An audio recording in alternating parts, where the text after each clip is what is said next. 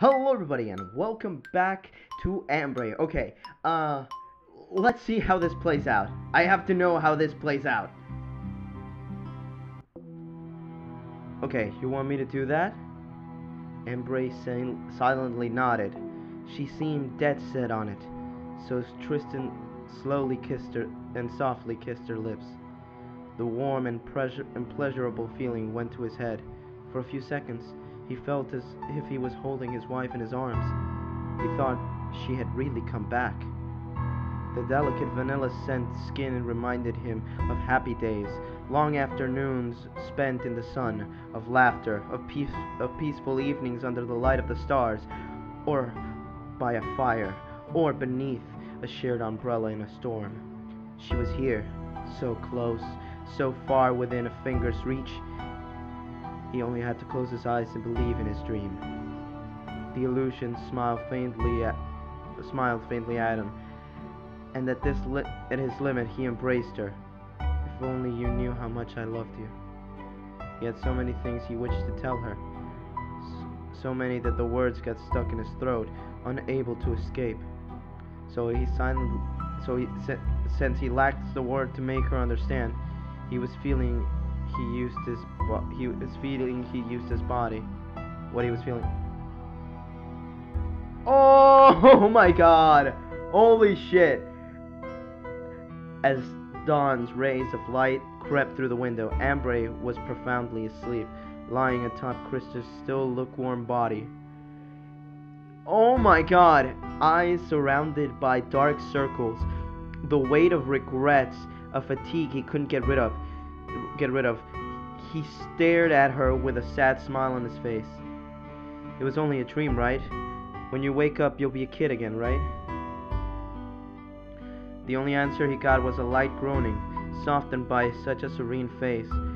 He left a kiss on her fresh cheeks.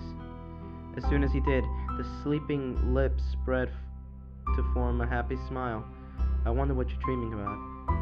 Say, won't you invite me over there? Wow. From that strange night on, in a paroxysm of lies, Ambre got Tristan to agree to be a somewhat official couple. Thus she asked for an engagement ring, which would not hesitate to walk in the streets locked with his arm. Soon it wasn't enough anymore. Avidly, voraciously even, she couldn't satisfy herself with the girlfriend status. She needed more. She needed to surpass the woman that was there before her, in her invisible rival, whose shadow was always looming over like Damocles' sword. What about her parents? I mean, oh my God, wasn't he supposed to be looking? Oh my God. So she would drag Tristan to wedding shops, dreaming of the perfect ceremony and her day of glory. This is only gonna end bad.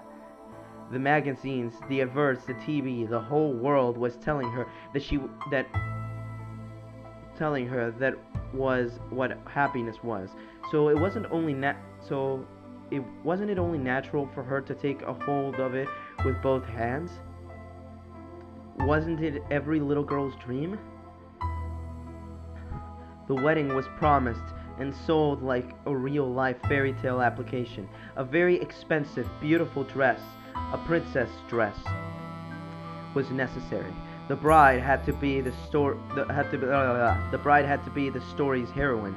Everyone would keep their eyes glued on her and only her, and she would have all the accessories and cosmetics and superficial stuff with the stars constantly braid. How old is this little girl? The famous singers all lived in some sort of permanent wedding, a strange and unlikely fantasy. Ambre too wanted to taste the kind of heaven that she was constantly told the merits of. So she pushed Tristan to please her. He asked for her hand in marriage, and both of them organized a great ceremony. Who the hell is even gonna marry them? On that day, they're getting married? How? Where? What? My God! On that day, Ambre Ambre, still so frail, seemed to shine more brightly than ever. On that day, Ambre thought she had finally erased all traces of her rival. But it still wasn't enough. The life she was living didn't seem perfect enough just yet. She still needed a few things to be entirely fulfilled. She desired to breed a... What? What the... What? To breed a family? What? This is... Oh my god. After all, they had sold marriage to her like a never-ending fairy tale, but she still needed a goal to keep on living. And it was said that her biological role, her natural role, was of course to breed. A real woman should obviously want to become a mother. It was an unchanging law that was probably written somewhere in a fragment of DNA code. A real woman would have a child, preferably a girl, so that she could educate her on all the moral codes she had received, her living doll to play with, brush her hair, and play tea time with. Kid, how old are you? How old are you?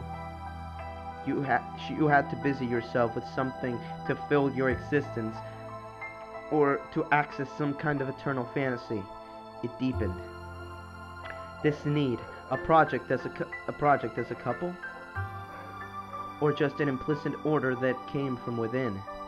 Ambre had read and seen everywhere that those who didn't want kids would automatically be unhappy without realizing it. Immature, almost handicapped by selfishness and neurosis.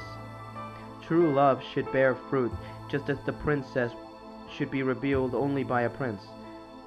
That's where Cinderella's myths lay.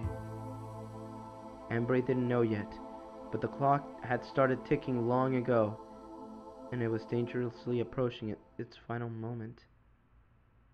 Oh! Tristan Mallory took the desire of the young lady to procreate coldly. Clumsily, he did his best to pretend that they had a lot of time left, that they'd think about it later, that he was ready to wait, but she kept insisting more and more. The months went by, and the young lady never tried telling him all the things she wanted to make of their provincial baby, describing from A to Z how she intended to educate it, and the accessories that would be necessary. Tristan Mallory took the desire of the young lady. I hate it when this changes because, her biggest wish was to give birth to a little girl she could gauzy up as much as she wished. She sighed, imagining how she could cover her in presents, go shopping with her, become a mix of cool and friendly big sister-like mother. Scolding? She was way too afraid that her future child would hate her to even think of it. Her angel would have to love her. It was obvious. She would be a good mother, and everything would go for the best.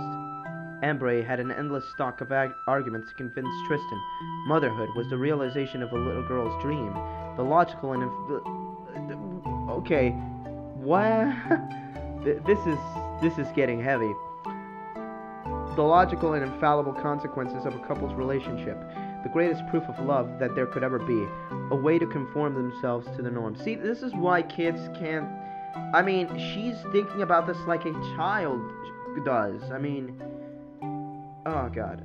Months went by, slowly, dreadfully, to the rhythm of Ambre's growing obsession. She was always looking out for a sign, observing her body for the telltale good news. Try after try, she repeated that this time it would work, though she had to admit something was wrong, that something wasn't working. Yeah, you're fucking 12! That's what's wrong here! Even though she tried her hardest, she still wasn't pregnant. A shower of doubt started pouring down on her mind. Tristan tried to minimize the problem, telling her that it wasn't so bad, that it would happen someday, and that they had so many other things to live for together. But it was too late. Ambre wasn't listening anymore. Okay, prediction here. He can't have, he's like, he's sterile, I think that's the word, right? Sterile? Basically, he's shooting blanks. I bet that's why his wife left him. Prediction time. Okay, the prediction time. She absolutely needed to go to the doctor to get her body checked up, to understand the problem and fix it. She wasn't going to give up when she was so close to her goal. Her partner avoided the subject as possible, pretending to be distracted and refusing any medical checkup. Well, no duh, at least he knows that this is going to be a problem. Every time the young lady went to talk about it, he remained tongue-tied, feeling that the situation was becoming more and more tense. She was getting too close to the truth, and he couldn't afford it. There were too many things at stake. So he held on, trying all he could to reassure his protégée and convince her to get rid of those unwanted thoughts. But Tristan, shoulders yielding under the weight of his burden, was too tired to anticipate Ambre's every move. He couldn't see the disaster coming even though he felt it. My dog is barking outside. One day while he was at work, she took the opportunity to go to a doctor at her city central hospital. Okay, maybe I was wrong in my prediction, but I don't know. Oh my god! She explained the situation and pleaded with him to help her bear children. He gave a long sigh and stared at her from head to toe. Finally, in honeyed tone, he suggested amiably, "You know there's no need to try that hard. You'll only hurt yourself further. The music is really getting dark here. Don't play dumb. You're very well aware of your sterility, aren't you?" Wait, what? It's not the end of the world, you know. There are assisted procreation techniques that work very well nowadays. In vitro fertilization, for example. Why don't you think about it? Wait, what? The young doctor tried to be as positive and comforting as he could be, but the blow had already been dealt. Ambre was in shock.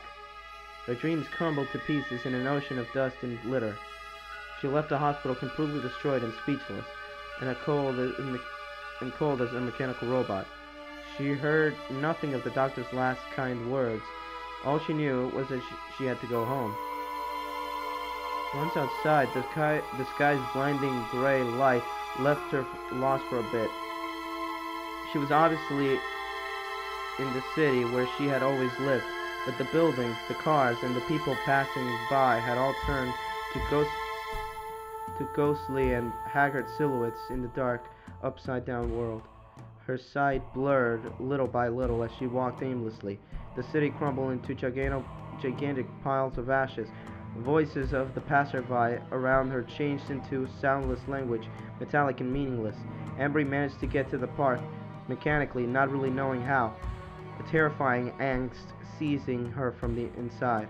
Seeing nothing, understanding nothing, she fell on the grass wide-eyed.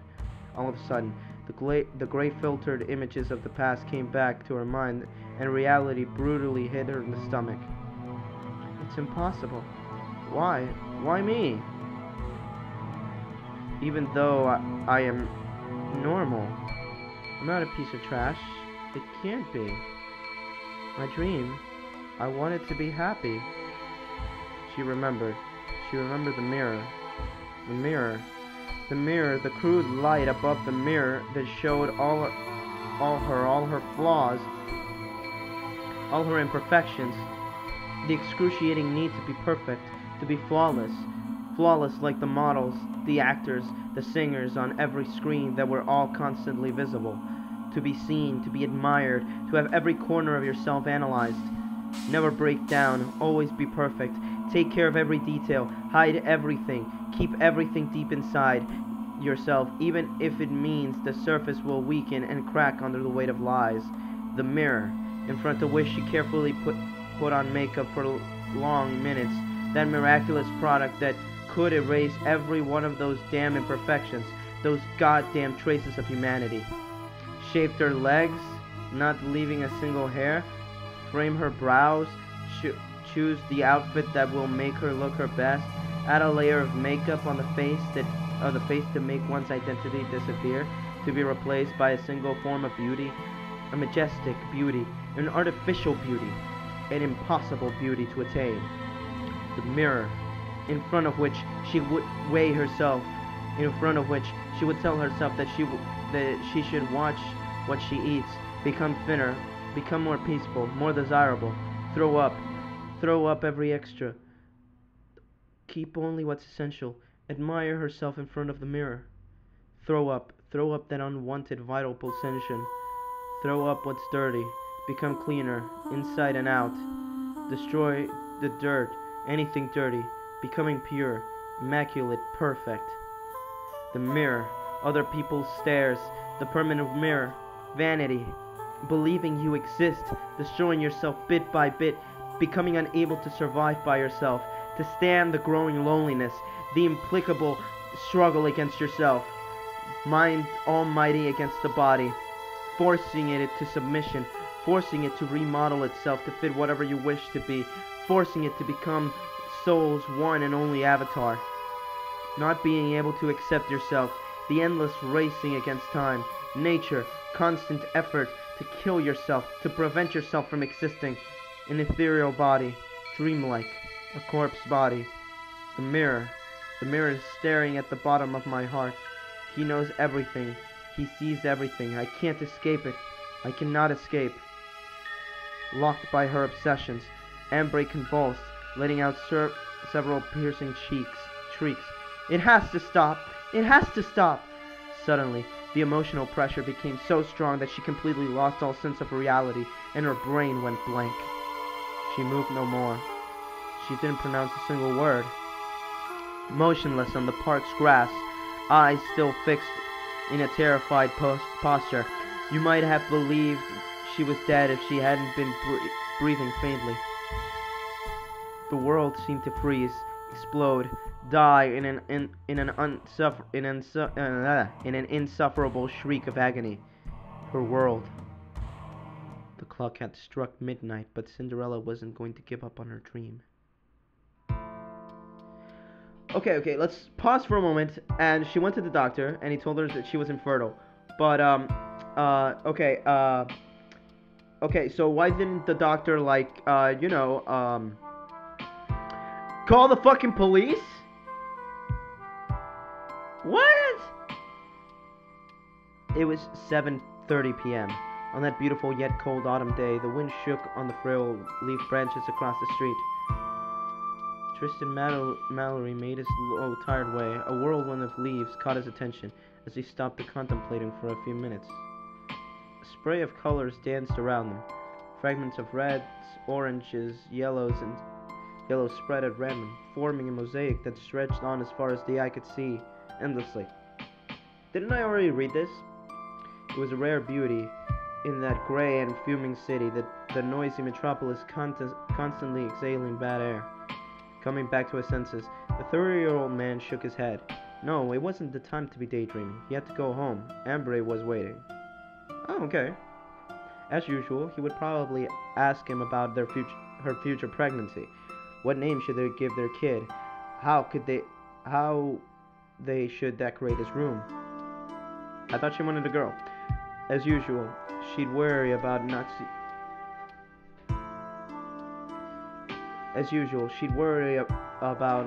seeing her flat stomach. And as usual, she would have to minimize the problem and pretend it was not a big deal, to delay the unavoidable. The long day weighed on his shoulders, but if he was honest with himself, work wasn't the most tiring thing in his life. Since the honest, well-paid work was somewhat of a luxury these days, like any model employee, he consciously accomplished every task that was handed to him, and did no more or less than what was asked. No matter what was destroying him, what was destroying was a completely different form of fatigue, an appalling and crushing solitude that had been shadowing him for years, ever since his wife had lost her head. The light tinkle of the front door opened and brought him back to earth. He already arrived to his flat. Ambre should have been there to greet him with her white smile. Instead, a sad, mute living room waited for him in the morbid silence. He felt goosebumps travel down his spine as he entered the room. Where was she? Could it be? Could it be happening again? Driven by desperation, he didn't even take the time to hang his coat correctly, but began slamming all of the doors, one after the other, hoping that she would be sleeping in some corner. Okay, so I did predict the whole infertility thing, but well, I mean, I predicted he would be sterile. Okay, so I was right in my prediction. I just wasn't right on who it was gonna be, the one that, whatever. Each time, the same emptiness answered his pleas. He felt a rising dread within. His last hope was that last door in the forbidden room beyond. He opened it slightly and peeked inside. Of course, there was no one. That would have been too easy. He fell heavily on the sofa. The crushing solitude came back in full force, crushing him again and again, wounding his face with invisible cuts. The cuts of time. It was happening again. Ambre had gone crazy. She'd run away once more. And once more, he would have to find her before she got hurt. He would have to play the part of an impassive stranger, showing no sign of the torment devouring him alive. Tristan Mallory suddenly felt tired. He held his head in his hands and stared at the floor for long minutes. He needed to calm down, even just a little, so he could pretend that he wasn't affected by it. Then after that, what felt like an eternity, he got to his feet. He moved and gathered all of the framed pictures that had been on the furniture and stowed them away in a closet. They needed to be out of sight. If Amber discovered the pictures of her happy alter ego too quickly, she was obviously going to wonder. He stored them in a drawer and locked it. The frames didn't take up much space. After all, there weren't that many of them. He always put the same ones. Oh! Oh! And he always put the same ones in the buffets. She would never notice it. When he was sure that there were no more pictures to put away, Tristan put his coat back on and went outside. It was cool, a bit dark, but there was still enough light to see by. It was the ideal time to take a walk. At least that's what he would have thought. As he hurried along the sidewalk, the 30-year-old man was anything but relaxed. Nervously, he walked around her most familiar places, looking for serenity, that seemed to be out of reach. He had to find her. He had to bring her back home. While he was passing by a park near his home, Tristan heard a high-pitched, almost inaudible plea. His heart jumped and he stopped. Oh, mindfuck! Oh, wow! While he passing by a park near his home, Tristan heard a high-pitched, almost inaudible plea. His heart jumped and stopped. I don't even care that I started over. In the dim light of the setting sun, he made out the silhouette of a little girl sitting in the swing with her head bowed. Tears rolled down her cheeks. He came closer, slowly, so as not to surprise her, and examined her attentively. He was indeed standing in front of his wife, Ambre Mallory, who used to be so charming. She was still pretty, but she seemed to have aged prematurely. White locks here, and they're brightened her long hair to the point where you couldn't tell her age anymore. With that appearance, she could have been an old lady. However, she was in her 30s, like Tristan, who didn't appear any younger. Back hunched, looking haggard, eyes more lifeless than ever, she was crying. Her clothes were crumbled. He had neither a coat nor scarves. There were scratches on her hands and arms, as if she had been in a fight. Did she roll on the floor? Did she harm herself? Regardless, she had most likely gotten hurt while running away. The park was completely deserted, and she seemed to have been there for a while. She must have run away hours ago, probably since the early afternoon. Otherwise, she would have been in a state where she would be able to cry. She would have been motionless, like a doll, unable to show the slightest sign of life, until finally she came back to her senses. For a second, Tristan Mallory was tempted to leave her fate, but he gave himself a mental slap. He couldn't leave her like that. She was his wife. He loved her. He had to take care of her no matter what. But even so, sometimes he almost wished she would get lost for good. that she disappear, so he wouldn't have to live through this endless circle again. His conscience protested that he would feel too guilty, that he wouldn't be able to forgive himself. There was no way out. He had to live with this burden. So he placed himself in front of her and a soft voice asked, "Is something wrong?" His wife first seemed not to hear him. She was choking on her sobs, hiccuping, shaking with spasms. He was now sure of it. She had forgotten everything once again. Patiently, Tristan manually stroked her hair and repeated, "Why are you crying? What happened?" It took long minutes for her to calm down, even a little, but finally, with a faint voice disturbed by sobs, she answered while drying her tears, "I don't know. I think I lost something important. Really important. But I can't remember what it was." Tristan manually sighed, feeling like a mixture of compassion and pity. Always that nagging obsession, that curse. She seemed so lost, so vulnerable. He wanted to hold her so tightly, her sadness, that her sadness melted away. At the same time, within him, his voice was telling him that he shouldn't be too forceful. He shouldn't take advantage of her weakness. Ambre didn't recognize him anymore in the end. He would have to wait, even if the desire to ease his own loneliness was suffocating. The woman he loved was there, in front of him, and he couldn't so much as touch her. So he tried not to lose face, to appear reassuring, but face to face with that mournful little girl, he was having a hard time. "Are you alone? Where are Mommy and Daddy?"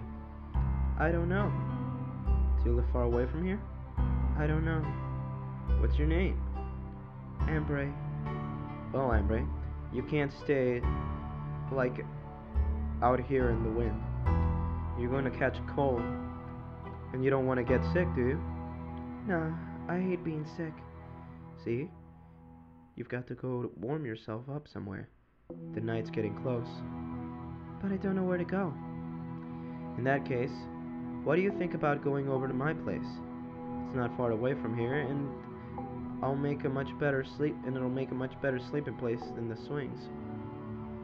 Ambre seemed weary, I think, but she had no other way but to follow him. He gently extended his hand. For the first time, she lifted her eyes. They were washed out, blurry with tears and hesitant. They were the eyes of a little girl stuck in a woman's body, the eyes of a woman haunted by her little girl obsession, the eyes of a trapped person. He thought it was a good idea to show her a smiling face, to give himself a protecting role. Even with the fatigue, he caught her fine and frail and helped her get to her feet. The young lady's steps were wobbly, weak, and she had probably not eaten all day long. Carefully, he guided her to his home, making sure she wouldn't trip. The 30-year-old man took off his coat and shut the door behind him. "Make yourself at home. I'll cook you something." Passing through the kitchen, he turned on the light in the living room, so his flat would look less gloomy. While roaming through his fridge looking for a good meal idea, he stole glances over the counter regularly. In the living room, Ambre was still walking around, a bit wild, still on the defensive. She explored this new environment by looking around, admiring the ornaments. She didn't find much to pique her interest. It was a bland house, almost too bland. There were no clues about the occupants' lives. The pictures of their happy days were carefully hidden. Taking advantage of Tristan's being distracted by a pack of noodles, she escaped the hallway and tried to find the bathroom. She found it quickly enough before returning to the hallway.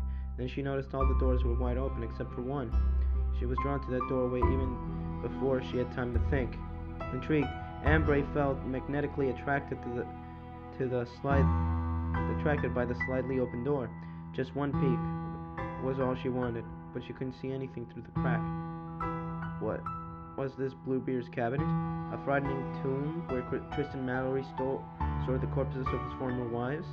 The little girl pushed the door open, entered the room, and switched the light on. In the kitchen, Tristan sighed. He was cooking Ambre's favorite meal, but his eyes were too itchy. Shoulders plying, He noticed his wife's absence. She must have found the room. He grunted. His hands were mechanically preparing the meal, but his mind was elsewhere. Little by little, he slowed down until he stopped completely. Still a robot. He leaned against the wall. God, what have I done to deserve this? When will she be coming back? When is she going to wake up? His face in his hands, he cried silently in the empty living room. Will my tears reach you one day? When he felt better, he headed towards the forbidden room and caught Ambre playing with the stuffed animals. His gaze softened without a word. He went to sit next to her. On the bed, the little girl moved the stuffed animals' hands while making them speak. In her weak voice, she mimed the stuffed animal tea party, and she seemed to be having a lot of fun. The light was back in her eyes. Suddenly, she got mad at Plump Cow and scolded her harshly. It's dirty. Stop it right now. You're making a mess. Allie, what did I just say? It's dirty. You've got to behave yourself. Don't roll on the floor. You shouldn't make a fuss just because you didn't get what you wanted. Oh, the irony in that phrase is so powerful. As punishment, she sent the cow in a corner, ordering her not to move before placing her with a pony with long eyelashes. The stuffed animal tea party hosted by the blue monkey was obviously not going as planned. The 30-year-old man eyed the little girl's every move with care. She finally noticed his presence.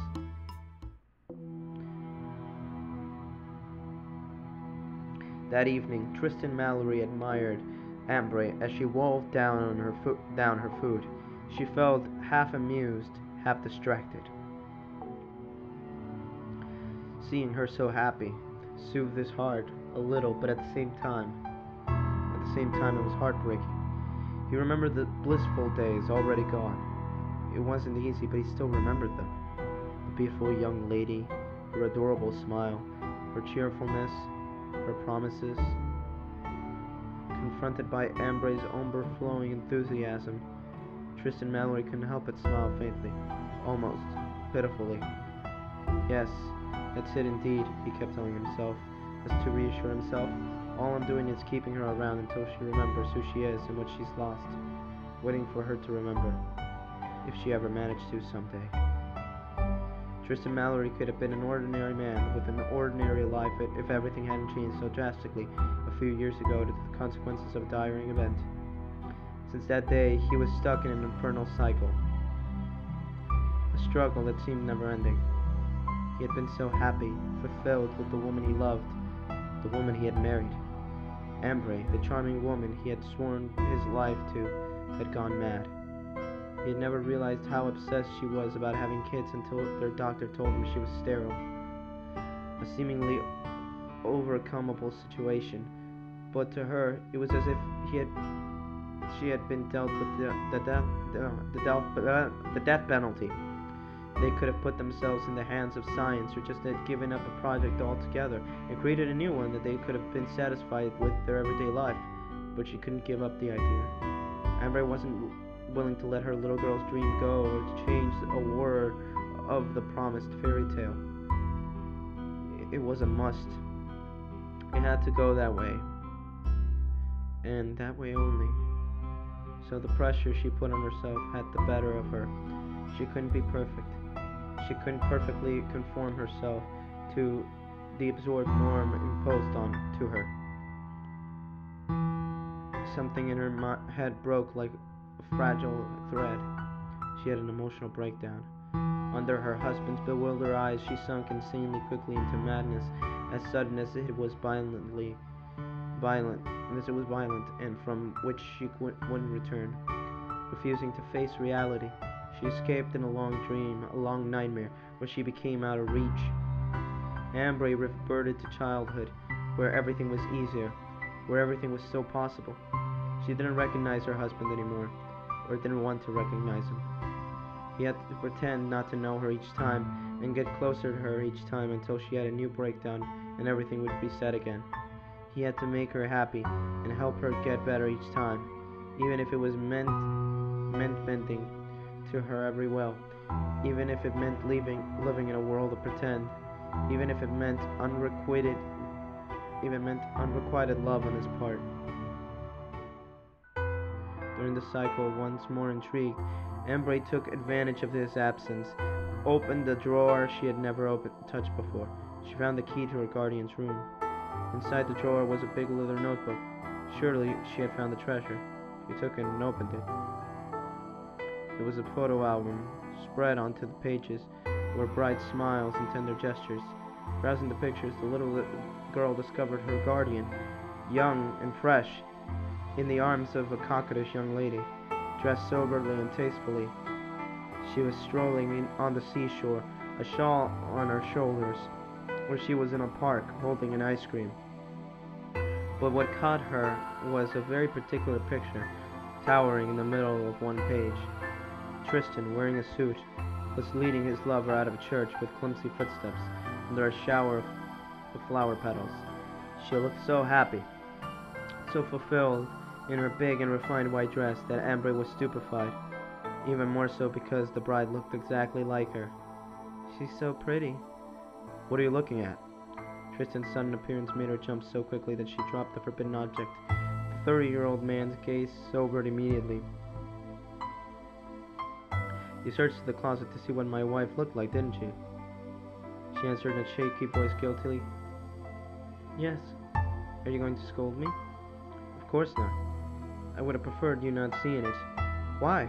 Why don't you ever tell me about her? I want to know."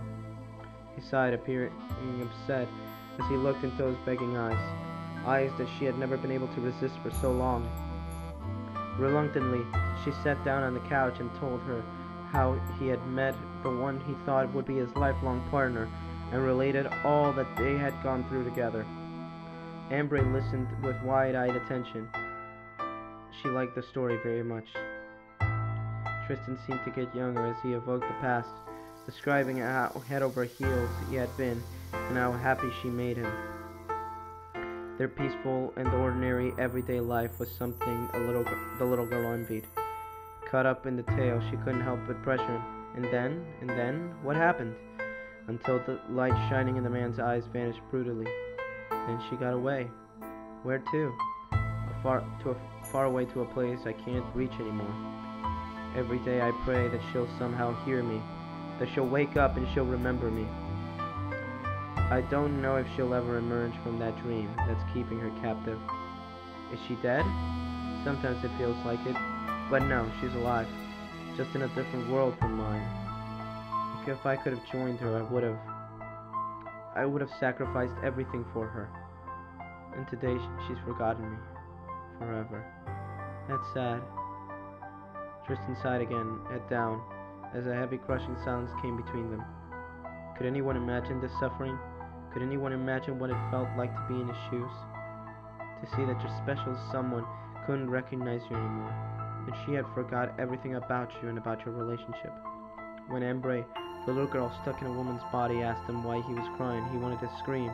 "Because I love you. Because we were so happy together. Because I can't live without you.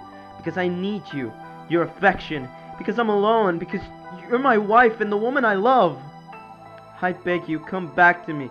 Get a hold of yourself. Snap out of it." But it was useless. He had tried already. He tried to shake her, to talk to her like she was his wife.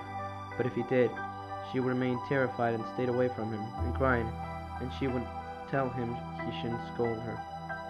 He would give up, so he would give up. He stopped trying to get his role back. He kept pretending, and his suffering got worse day after day, like a sly disease trying to consume him further. Fake a smile, forget about yourself, don't think about anything other than reassuring her. How could one go on like that, without being worn out? Tristan was no Superman. He was often on the verge of losing it. He despaired to remark on progress and had no hope for healing. Would Ambre ever return to normal? He didn't believe it anymore. You know what? I'm gonna leave it for here.